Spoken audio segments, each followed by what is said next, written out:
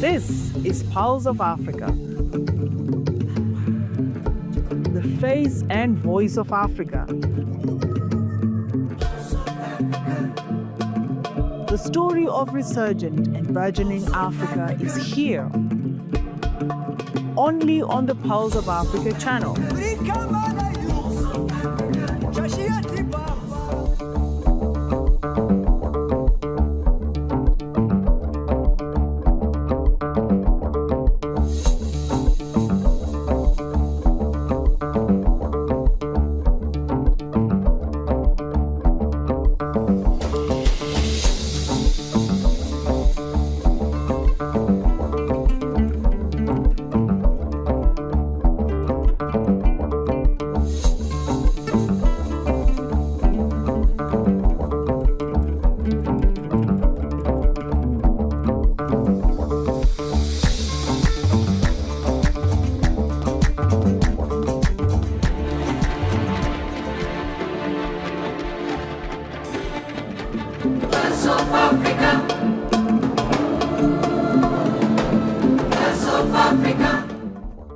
Hello and welcome to Pulse of Africa. On October 2nd, 2025, Ethiopian Prime Minister Dr. Abiy Ahmed inaugurated the long-awaited first phase of the Ogaden Liquefied Natural Gas Project in Kalub, Somalia region. تناولت مجالات التعاون في الطاقة والزراعة والرعاية الصحية.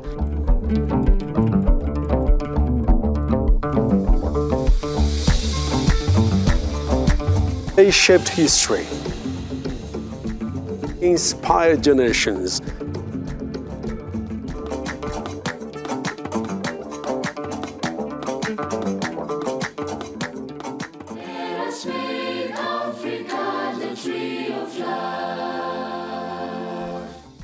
ክቡር ጠቅላይ ሚኒስትር ቁልፉን በመንካት ፐልስ ኦፍ አፍሪካን አስጀምረውልናል።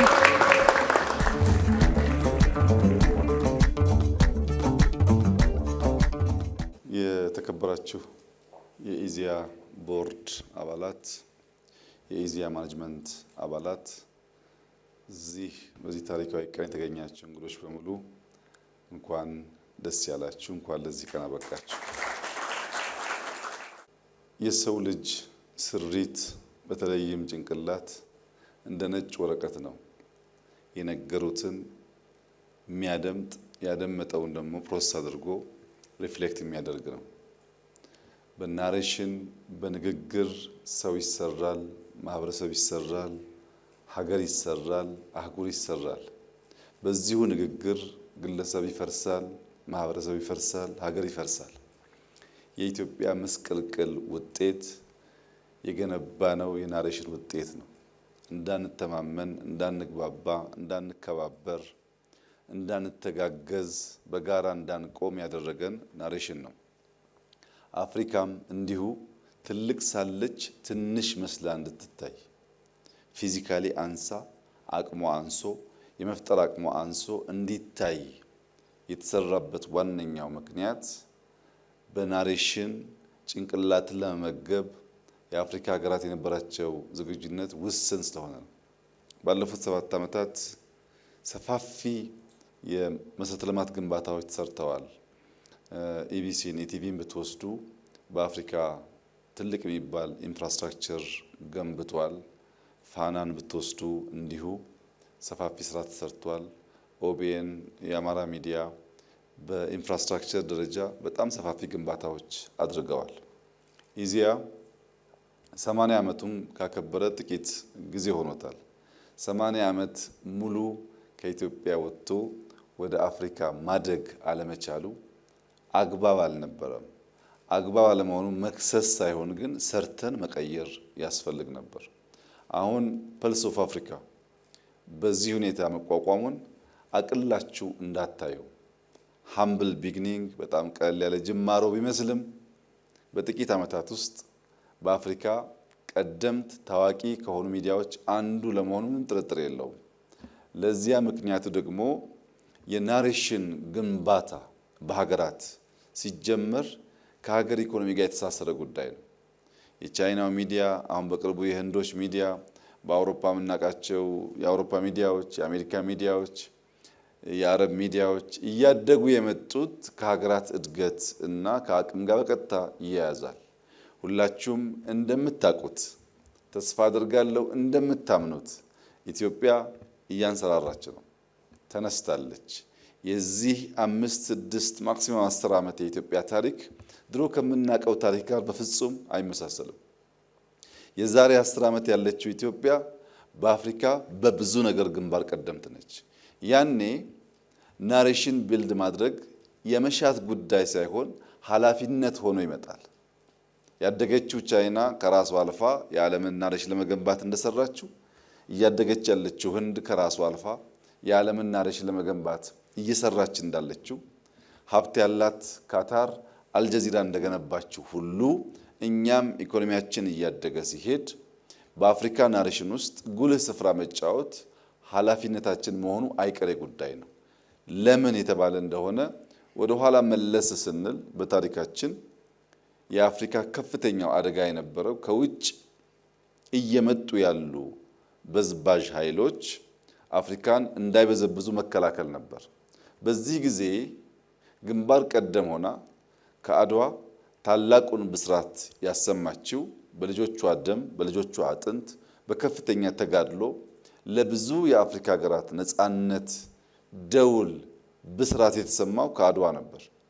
ያኔ ለመከላከል ያኔ እንዳንበዘበዝ የነበረው ተጋድሎ ላለፉት በርካታ ዓመታት በቆየንበት መንገድ መቆየት አልነበረበትም። ከተከላከልን በኋላ መልማት ነበረብን። ከተከላከልን በኋላ መበልጸግ ነበረብን።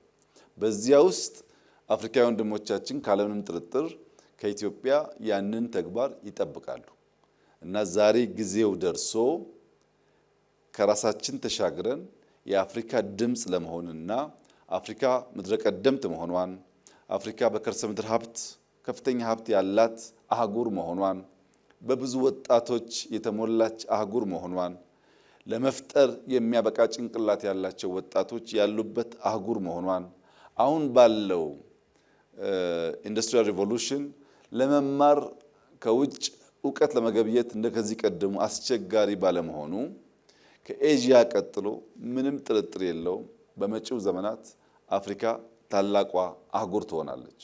ይህ በሚሆንበት ሰዓት አርፍደን በብዙ ጉዳይ እንደጀመር ነው በዚህም ጉዳይ አርፍደን እንዳንጀምር ከኛ ተሻግረን የአፍሪካን ትልቅነት ሀብታምነት የማድረግ አቅም ነገር ግን ስንሰበሰብ አፍሪካውያን ሲደመሩ እየተከፋፈልን በተገዛንበት 100 ዓመታት ምንም አላመጣንም። ሰብሰብ ብለን ብንሰራ ደግሞ ለውጥ ልናመጣ እንደምንችል ይህ ሚዲያ በብዙ ያስተምራል የሚል እምነት አለኝ። ሚዲያ አሰራሩን በሚመለከት አሁን ያለው የሚዲያ ኤጅ ብዙ ሀብት የሚጠይቅ አይደለም። ፐልስ ኦፍ አፍሪካ ከበቂ በላይ ኢንፍራስትራክቸር ገንብቷል። አሁን የሚያስፈልገው በጣም ውስን አንከርና በጣም ብዙ ሪሰርቸርስ መገንባት ነው። ለምሳሌ ቅድም ያየናቸው ዜና አቅራቢዎች ለድፍን አፍሪካ ከሚሆኑ አንድ ሰው ለዌስት አፍሪካ፣ አንድ ሰው ለኢስት አፍሪካ፣ አንድ ሰው ለኖርዝ፣ አንድ ሰው ለሳውዝ ተመድቦ ከጀርባው በርከት ያሉ ሪሰርቸርስ ኖረው በምርምር ላይ ቤዝ ያደረገ ኢንፎርሜሽን ፕሮዲዩስ ማድረግ ከቻለ ምንም ጥርጥር የለውም በአፍሪካ ቀዳሚ ይሆናል። የተለመደው የኢትዮጵያ የዜና አቀራረብ ትራዲሽን አሁን አይሰራም። ለምሳሌ የውጭ ሚዲያዎችን ያጣቀሱ ማቅረብ ሳይሆን ከውጭ ሚዲያዎች ጋር እኩል ዜና ማቅረብ ያስፈልጋል። ያ ደግሞ እንዲሆን በጣም ብዙ ቱሎች አሉ። በቀላሉ መረጃን ማሰባሰብ አናላይዝ ማድረግ ይቻላል። ቀድሞ መረጃን ማቅረብ ሲቻል ተወዳዳሪ የተኮነ ይኬዳልና ወጣቶች እንድታበዙ የጀመራችሁት ነገር ፍሬያማ እንዲሆን ተግታችሁ እንድትሰሩ ከስራ ከትጋት ውጪ ውጤት ስለማይኖር በብዙ ጥረት ለአፍሪካ ግንባር ቀደም ሚዲያ እንድታደርጉት አደራ እያልኩ እዚህ ቦታ የተቀጠራችሁ ወጣቶች ታሪካችሁ በእጃችሁና ከፊታችሁ ነው ያለው። ቀደምት የሚዲያ ሰዎች እዚህ የምታዩቸው በጊዜያቸው ብዙ የተጉ ብዙ የሰሩ አሁን ላለው ወጣት ደግሞ ልምዳቸውን ለማካፈል ከኛ ጋር የሚገኙ ግለሰቦች አሉ። እናንተም ነገ በታሪክ ውስጥ ስማችሁ ጎልቶ የሚጠራ በስራችሁ የምትታወቁ እንድትሆኑ ከፈለጋችሁ ትጋት ያስፈልጋል። ከስራ ውጪ ከትጋት ውጪ ውጤታማ መሆን አይቻልም። ስራችሁን አትለማመዱት፣ አትቻሉት፣ በቅተናል አትበሉ። በየቀኑ መማር፣ በየቀኑ መትጋት ያስፈልጋል። ከልምምድ ወጥተን ሁል ጊዜ የምንማር እንድንሆን፣ የምናድግ እንድንሆን፣ በአፍሪካ የምንፈለግ እንድንሆን አበክራችሁ እንድትሰሩ አደራላችሁ ፈልጋለሁ። ፐልስ ኦፍ አፍሪካ እንደተባለውም የአፍሪካ ድምጽ ነው። የአፍሪካ ምስል መገለጫ ነው። የአፍሪካ ባህል መገለጫ ነው። የአፍሪካ ሀብት መገለጫ ነው። ኢትዮጵያ አንሰራርታ አፍሪካ የምታንሰራራበትን መንገድ አብረን ካልሰራን በቀር ብቻችንን ማደግ ስለማንችል ከአፍሪካ ወንድሞቻችን ጋር በሁሉም ነገር በትብብርና በመደመር በጋራ እንድንቆም ፐልስ ኦፍ አፍሪካ ሚናውን እንዲጫወት ከአደራ ጭምር ላሳስባችሁ ወዳለሁ። እንኳን ደስ ያላችሁ። ታላቅ ቀን ነው። እንኳን ደስ ያለን። እጅግ አድርጌ አመሰግናለሁ።